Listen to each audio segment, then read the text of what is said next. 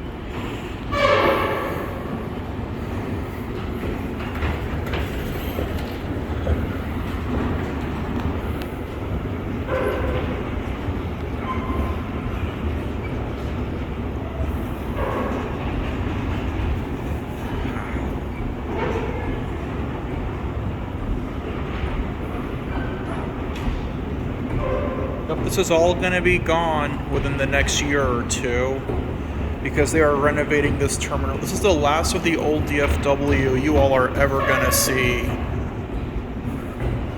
The old tram sign. This is where the old tram used to run back in the 90s and early 2000s. I remember riding this when I was a kid.